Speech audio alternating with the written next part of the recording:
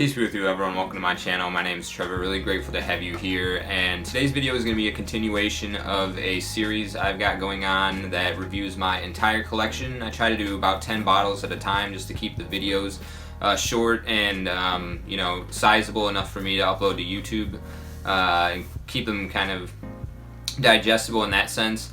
I'm going to add all of these to a single playlist, so you can check that playlist out if you want to follow throughout the entire collection, one video at a time. So without further ado, I'm going to get right into where we picked up or left off last time. So I think the next fragrance chronologically, as best I can remember, that I added to my collection was this one right here, Prada Luna Rossa Carbon. I believe this was recommended to me from Justin Copeland. I believe he featured it on a cheapies list at some time during July, maybe 2021, I want to say. 2020, 2021, around that time. Unfortunately, this is not a cheapie. I think it was available sparsely at a few discounters for the $40 range around that time before inflation really started kicking in, and there were a lot of really great designer fragrances that were a lot cheaper back in the day, like the whole Guerlain No Medial line used to be. You could find for like $50 on Amazon, let alone at other discounters. That aside, so this fragrance is a somewhat of an alternative to Dior Sauvage's Eau de Toilette. For a while, the Prada Luna Rossa line was kind of a clone line from Prada. I think the original kind of... actually, I haven't smelled the original Prada Luna Rossa, but I know the sport version was kind of a riff off of the Le Male DNA. The black Prada Luna Rossa is somewhat of a riff off of Van Cleef & Arpels Midnight in Paris, that sort of DNA. So this one was going after Dior Sauvage Eau de Toilette. What you have here is a really nice herbal lavender, a little bit of some pepper, some nice mineralic notes that I think they list as coal. So you get that kind of almost powdery earth vibe going on in here that kind of rounds out some of the static from the ambroxan going on. Overall, just a really pleasant fragrance, perfect for a dumb reach signature scent. It's somewhat of a blue fragrance in the sense that it kind of has a little bit of a shower gel vibe from that clean lavender. Beautiful stuff. Put quite a bit of a dent in it. I do have a backup bottle of this, luckily.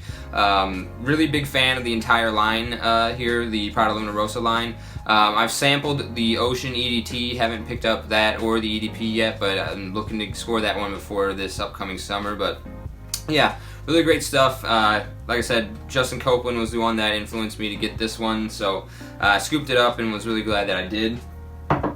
Next one here we have YSL Y EDP. So I believe Jeremy was the one whose videos I was watching when this one got recommended to me. I've got about little under halfway gone on the juice level here, if you can see that. Got really quite a few good wears out of this one when I first got it. I believe it was sometime in the spring of 2020, 2021, around that range. I've gotten a lot of compliments on this one. When I've been out working, delivering for my restaurant that I work at, customers and staff alike had really complimented me on this one quite a bit. Despite being a people pleaser and garnishing a lot of compliments, this fragrance is, the entire Y line is not really my personal cup of tea. I felt I enjoyed it quite a bit more a few years ago when my tastes weren't quite as matured yet, because it does have a very youthful kind of vibe to it. Also a very synthetic fruitiness that, like I said, is very mass appealing, but it's just not really my cup of tea. This one and the Eau Fraiche are the only two that I own in my collection. They're both rather nice. They just, like I said, they just have this slight youthful and synthetic vibe going on with them that that makes me reach for them less than other fragrances in my collection, because I still want to burn through these bottles both. I'm not going to get rid of them. They are okay in my book. This one has a really nice green apple note in here, and then I believe some herbal qualities from either like some sage, and I'm not too sure what else, but yeah, just very aromatic and fruity. And woody. Aromatic, fruity, and woody is what you get with this one, with green apple being one of the main players here. Good stuff. I don't think I will be recommending it anytime soon in any of my lists, but you know, it may be other than a top compliment getter list or top picks for young guys. So that was one of my next pickups in my fragrance journey. Followed by Acqua di Gio Profondo. So I've owned Profumo for some time. I believe that was like my second fragrance that I ever got in my fragrance journey. This one, I imagine, I was also recommended by Jeremy. I believe it was probably Jeremy Fragrance that was recommending this one. It was either him or Ashton at Gent Sense. I can't recall exactly. But it was entering into the summertime where I was at, and this one was kind of touted as a really nice, fresher take on the Acqua di Gio DNA, whereas the Profumo had that incense and kind of more versatility for colder weather. This one has a lot more saltiness going on, a lot more of a fruity mandarin up top, a lot more oceanic qualities as opposed to, well, I shouldn't say oceanic, but this one just has that more of a salty sea air vibe than the more herbal and smoky qualities that Profumo had. Really great stuff. Gotten a lot of compliments on this one since owning it. My wife used to like the Profumo the most. It was one of her favorites in my collection. She asked me to wear it to our wedding, so I wore her Profumo to our wedding, but she's since grown to enjoy this one more. So Profondo is one of maybe 5 fragrances out of 300 plus bottles I own that my wife actually has complimented me on. So yeah, definitely great stuff. A really ideal pick for warm weather. Nice compliment getter. Quality's there. Can't get enough of this one. That's Acqua di Gio Profondo. Okay, so this fragrance here, the next one I picked up, I believe was recommended to me from, I think his name was Corbin, and he is a YouTube channel that kind of stopped uploading a little while ago. I think it was North Cal Scents or Northwest Scent was the name of his channel. And he was collaborating with Justin Copeland for a period of time. That's how I found out about his channel. And he was talking about Savage Parfum, the 2012 version. So that's this right here. It was the first time I ever went out to seek out a vintage fragrance. So I did pay quite a pretty penny for this. I didn't actually come full. I think it was just bare. I put a decent dent in here, but it was already a partial, you know, maybe 10 mLs missing when I first bought it. I can't remember how much I paid, but it was, you know, maybe like $200 or $300. Probably, I don't want to say I overpaid, because I know that these are going for a pretty high price still to this day, and the juice is phenomenal. This entire like Sauvage line is just something that is such an iconic and classic fragrance in perfumery. So really glad I got this one. I've tied a really nice scent memory to this particular 2012 version. It was what I was wearing in the delivery room when my daughter was born. Beautiful stuff. I'm actually going to make this my scent of the night and throw this on here.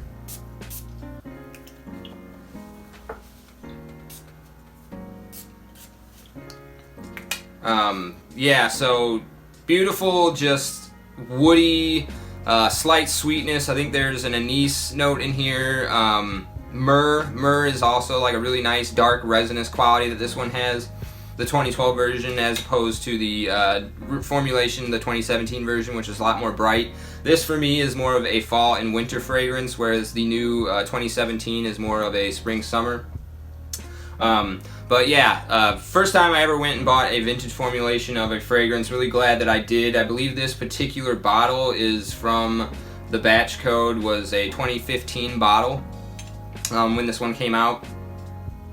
But yeah, so, and after I picked this one up off of some talks that were going on over at Corbin's channel when he was collaborating with Justin, I was looking more into the Sauvage DNA, and I was watching one of Max Forte's videos, and he busted this bottle out. This is a 1980s bottle of the Sauvage Eau de Toilette. Came without a cap. I believe it was a tester. This one was more or less full. It wasn't a partial. I haven't technically put this big of a dent in there though.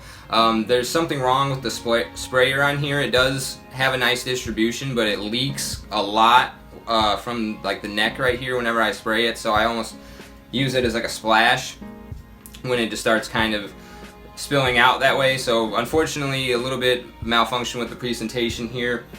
Nonetheless, this was the second vintage fragrance, so I just I didn't really buy any more vintages after these two for some time. But really glad I picked this one up. Max Forte busted this bottle out on a video of his, so I really wanted to hunt this down because he was going over how they recently banned oak moss in 2019 maybe. If I remember correctly, or it was either 2009 or 2019, they got rid of oak moss, and that changed the formulation of the Sauvage. So I wanted to make sure I was getting something with the oak moss. I do have a newer formulation of the Eau de Toilette that's in this type of bottle, but I also think that one still had oak moss in it. This smells a lot more, I don't know, this 80s version that I have here has this almost like breaded quality, like a baked good quality going on in it that's very different and a lot less green than the Eau de Toilette version I have now. But this is incredible stuff, probably my favorite for the summertime out of all the Eau Sauvage flankers that I own. Definitely looking forward to be wearing this one here.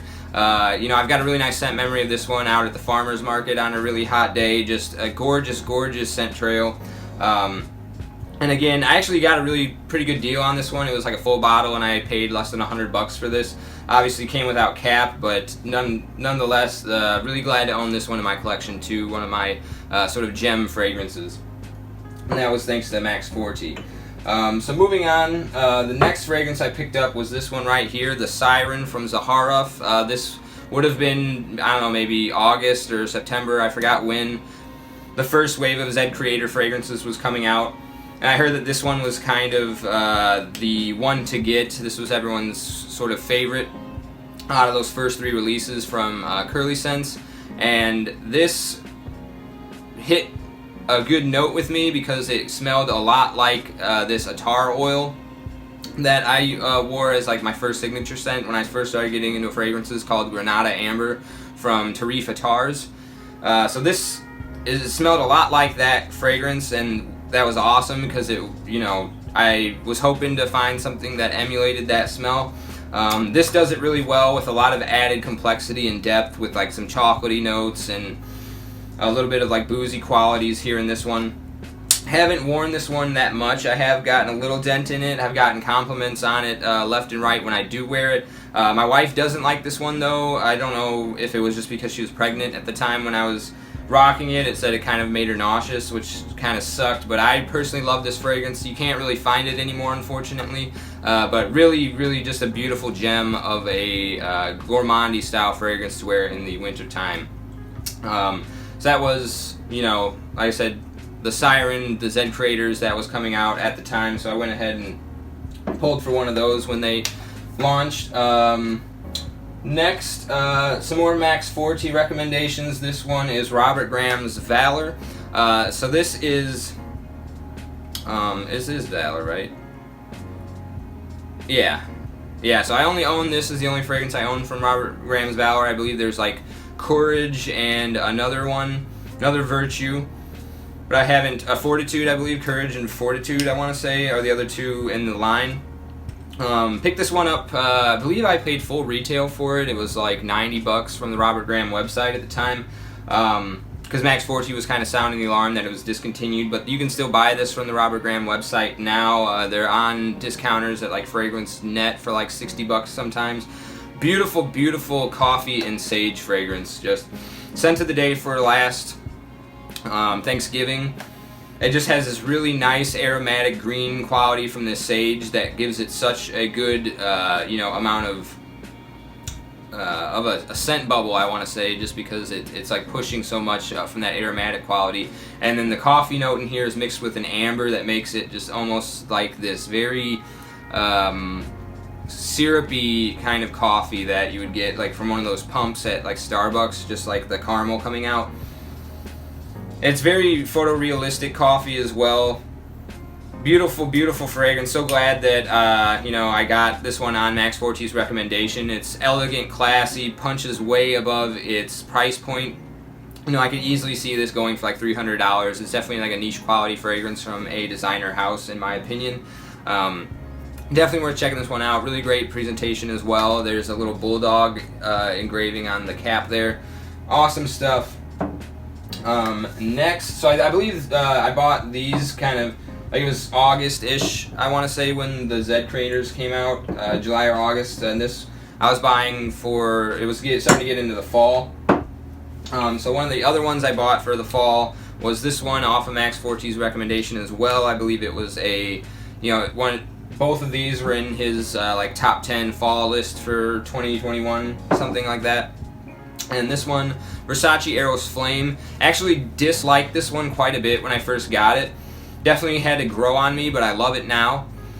It's it kind of when I first got it, I didn't like it because I felt like pulling my nose in two different directions, which in some sense is a sign of a good fragrance because it has a lot of contrast, but my nose was kind of not used to that at the beginning of my fragrance journey, so there was like these like gourmandy facets and that sweet kind of loud vanillic quality that you get from the Eros DNA, but then there was also these like brighter citrusy aromatic qualities that, like the rosemary and the citruses were just, it was hard to describe how they were balancing out with some of the sweeter notes in here. Kind of was almost nauseating for me at the beginning with this one, but like I said, it's definitely grown on me a lot, and I believe it's unfortunately discontinued, but again, still available for like under $80 for the 100 ml, a lot of places I've seen. Really great stuff for the autumn time, so I totally agree with Max's recommendation that this is an all-star for the autumn season. So that is Versace Eros Flame. Next one in my fragrance journey was this classic right here, Versace The Dreamer. This was a recommendation from Jeremy. He did recommend to get the vintage formulation. I still haven't got my nose on that, but I picked this one up for 20 bucks. This is actually my second bottle. I've burnt through one full bottle already, and I've got a pretty good dent in this one so far. Haven't reached for it in a very long time, but it is a personal like guilty pleasure. I don't think it's that mass appealing. I haven't really gotten any compliments on it.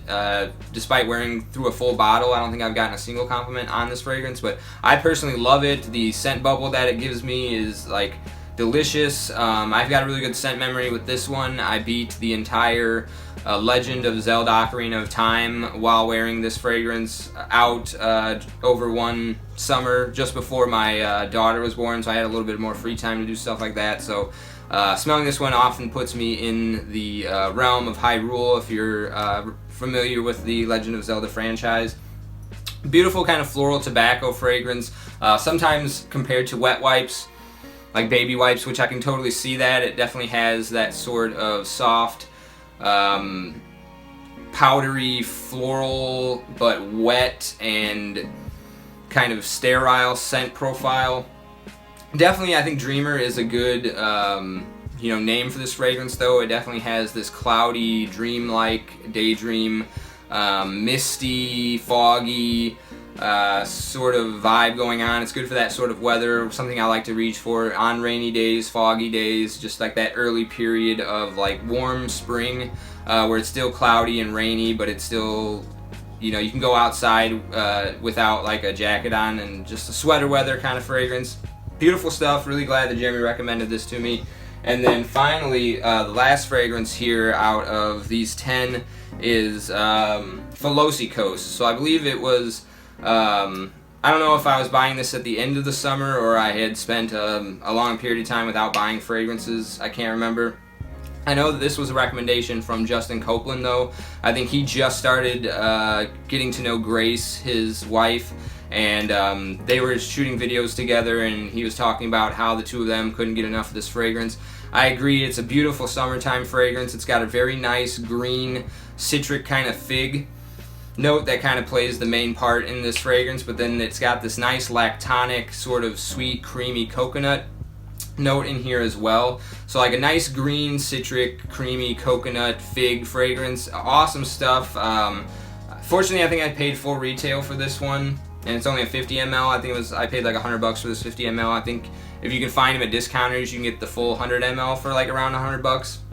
I could be wrong, but I think that's sort of their going price. This is the Eau de Toilette. There is an EDP that I haven't tried, but this EDT is beautiful, beautiful stuff. One of like the hallmark fig fragrances, I would say, and it's fairly affordable for a niche fragrance. Definitely just kind of is energizing and cooling fragrance for the high heat in the summertime. Really glad that I got this one off of Justin's recommendation.